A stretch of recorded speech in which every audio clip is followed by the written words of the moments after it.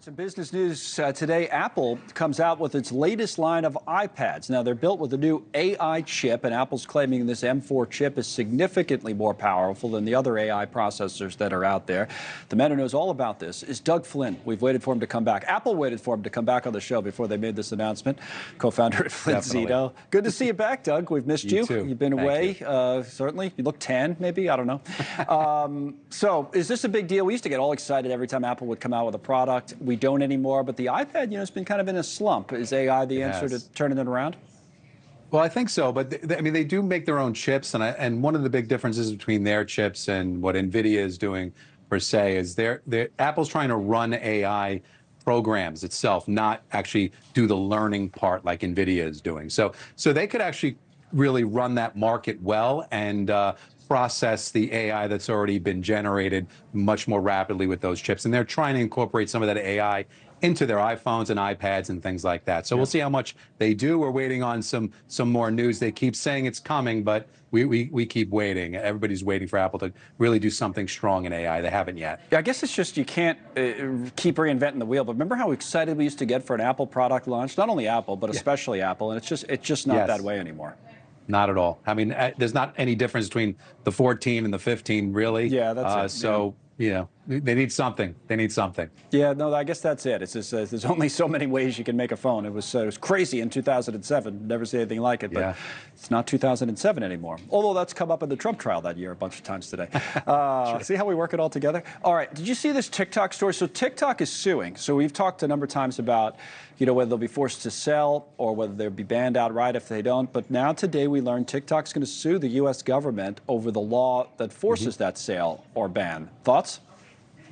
Fully expected. I knew, we knew they were going to fight it, and whether it's them directly not wanting to be sold, and then the Chinese government behind that, of course, they don't want to force sale at all. So it's just par for the course. It's got to run through back and forth. I still think it's going to end up in a situation where for them to live on, they're going to have to divest. So we'll see if that actually plays out. But they're going to fight it, and we'll see. I don't think they're going to win. And if they do win, then they'll probably get shut down. So I don't know how much of a win that is. Yeah, no, I agree. The divestment, it seems like the most likely outcome, the most sensible outcome here. You just look at all the players involved. This lawsuit's a new wrinkle and an interesting one at that. Finally, spend a few minutes here, less than 3 minutes to go till the closing bell on Wall Street. We'll give you those closing numbers once the market closes on this story. It was in the Journal this morning about the young folks out there in Gen Z and how much debt they're taking on. I'm sure that's not shocking, but there was a lot of details in here. You see the headline about inflation driving it, so many credit cards to cover costs, bigger balances on their credit cards, just harder and harder for them to get started,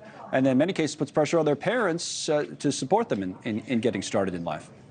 It's true. If you look at people in their 20s 10 years ago, the current 20-somethings are carrying about 26% more debt than 10 years ago. The interest rates are higher, so the balances are higher. Their credit scores are lower. It's harder to own property, so they're feeling a bit discouraged. Even student loans, which have started again, are now 4 to 5% of their gross income on average. Right. That's before tax. So, I mean, that weighs into what you can spend on other things, and they have to get used to that. And I keep thinking about all this is happening in a 3.9% unemployment world. When I graduated into the early 90s, after that recession, it was double that. I mean, unemployment was almost 8%. So it kind of changes things when you're in a low, below 4% world, and you do have some choices that you may not have when unemployment is twice what it is, which could happen in the next recession. Well, it's tough because you used to tell people, buy something or build up your credit and all that kind of thing. But what do you tell people now? What type of advice have you been giving to families? I'm sure you have some clients who are kind of in this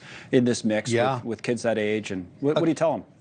I mean, a couple things. You still want to try to take the free money on any 401k match. You still want to do that. Then, of course, you want to pay down your debt. But one of the key things that gets lost is you absolutely want to always have at least one credit card in your wallet that doesn't carry a balance. A lot of people don't realize, they're carrying small balances and everything. The minute you charge something with a balance, you immediately start paying interest at 20, 30%. From that day. So you never get out from under that. So obviously you can carry one that you've got some debt on, but always have one that you could try to pay off every month in full so you don't pay any interest on that. Try to do that. Many people are carrying balances on everything, and it could take 30 or 40 years to get out from under that. So that's something you really want to watch. And of course, you try to keep your credit rating up so that one day when you can buy a house, when that opportunity is there, you'll be in a much better position to do that. Right. Seems overwhelming, I think, to a lot of people in that bracket right now. But good advice as always. Always sounds so simple when Doug Flynn says it. Everybody listened to Doug, they'd be okay. Wouldn't have all these issues. Thank you, Doug. Good to have you back. Thank you. Doug Flynn with us.